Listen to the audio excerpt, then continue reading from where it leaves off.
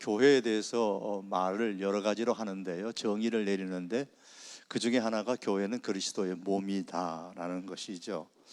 교회가 그리스도의 몸, 즉 예수님의 몸이라고 할 때에 우리가 꼭 기억해야 될 것이 하나 있다고 했습니다. 그거 기억나십니까? 교회는 그리스도의 몸이다. 고로 교회는 뭘 해야 된다? 예수님께서 이 땅에 몸을 가지고 하셨던 일을 해야 됩니다.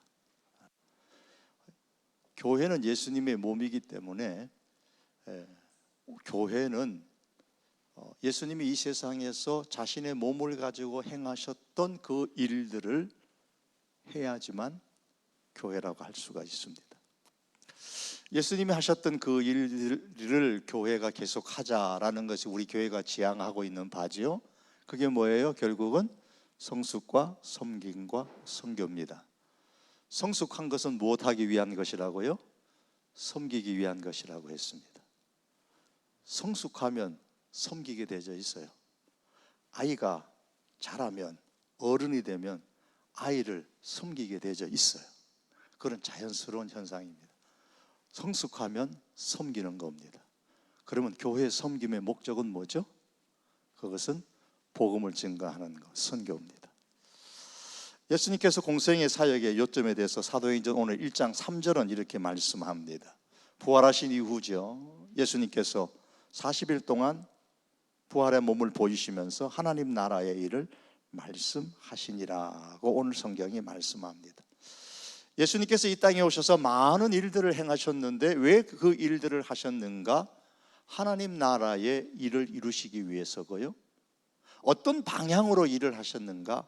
하나님 나라의 일을 이루는 방향으로 일을 하셨습니다. 예수님께서 공생의 기간 동안 하나님 나라를 전파하셨고 하나님 나라로 사람들을 초빙했습니다. 공생의 사역을 시작하실 때에 가장 먼저 하셨던 말씀이 하나님 나라였습니다. 이르시되 때가 찼고 하나님의 나라가 가까이 왔으니 회개하고 복음을 믿으라. 그부터 각 동네로 다니면서 그 하나님 나라에로 사람들을 초청하셨죠. 초청하시는 방법이 말씀을 전파하시기도 하시고 말씀을 가르치시기도 하시고 때로는 병자들을 능력으로 치료하시기도 하시고 이 모든 목적이 뭐냐면 결국 하나님 나라로 사람들을 초청하시는 하나의 수단이요, 방법, 과정이었습니다. 예컨대 예수님께서 말씀을 가르치시면서 천국은 마치 사람이 자기 밭에 갖다 심은 겨자씨 하나 같으니 그렇게 말씀하셨습니다. 하나님 나라에 대해서 가르쳤습니다. 천국은 마트에 감추인 보화와 같으니 천국은 마치 좋은 진주를 구하는 장사와 같으니 천국은 마치 바다에 각종 물고기를 모은 그물과 같으니 심령이 가난한 자는 복이 있나니 천국이 저희 것이며 의를 위하여 박해를 받는 자는 복이 있나니 천국이 저희 것임이라. 천국은 마치 자기 아들을 위하여 혼인잔치를 베푸는 어떤 임금과 같으니. 이렇게 예수님께서 공생의 사역 가운데 말씀을 가르치는 중심은 항상 하나님의 나라 천국이었습니다. 그리고 각종 병자들을 능력으로 치료하시고 죽은 자들을 살리신 목적은 단지 휴머니즘에 입각해서 행하셨던 그런 이적들을 섬김이 아니고 하나님 나라의 하나의 샘플들을 보여주기 위한 것들이었습니다. 하나님 나라에서는 소경도 없고 안전뱅이도 없고 벙어리도 없고 죽은 자도 없다는 것을 샘플로 보여주신 것이 바로 예수님의 치유사역의 핵심입니다. 우리가 치유사역에만 관심을 가지고 예수님께서 행하셨던 그 치유사역의 궁극적인 목적을 우리가 잊고 산다면 그것은 알고는 버리고 축적이면 가지고 좋아하는 것과 같습니다. 그래서 치유사역을 통하여서 사람들에게 하나님 나라를 전파하셨고 하나님 나라로 초대하셨습니다. 이렇게 예수님의 말씀 선포나 가르침이나 치유사역의 모든 것은 하나님 나라를 위한 것이었습니다. 그리고 마지막으로 그렇게 공생애에 몸을 가지고 사시다가 마지막으로 제자들을 향하여서 주셨던 말씀이 그것이죠. 너희는 가서 모든 민족으로 제자를 삼고 아버지와 아들과 성령의 이름으로 세례를 주고 내가 너희에게 분부한 모든 것을 가르쳐 지키게 하라. 이 땅에 처음 오셔서 시작하시면서 하나님 나라를 선포하시고 하나님 나라로 사람들을 다방면으로 수단과 방법을 사용하셔서 전하시고 사람들을 그곳으로 초빙하셨고 마지막에 떠나면서 제자들에게 하나님 나라를 부탁을 하셨습니다.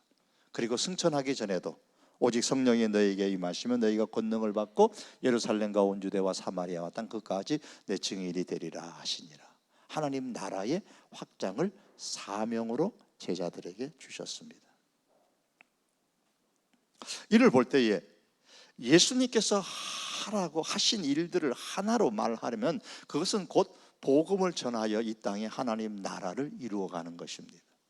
이 일을 계속 하라고, 이 일을 내가 몸으로 이 땅에 없어도 너희가 계속 하라고 남겨주신 것이 바로 이 교회입니다.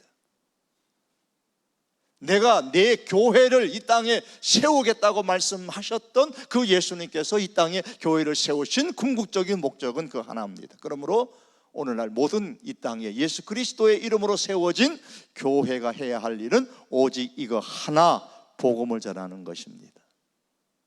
만일 교회가 이 일을 하지 않거나 이 일에 게을리한다면 더 이상 교회가 될 자격이 없습니다. 교회 건물이 어떻든 그건 아무 상관이 없습니다. 아무리 화려해도 이 복음을 외면시하고 이 복음을 전하는 것을 게을리한다면 그것은 더 이상 교회로 존재할 이유가 없습니다. 제가 자주 말씀드리죠.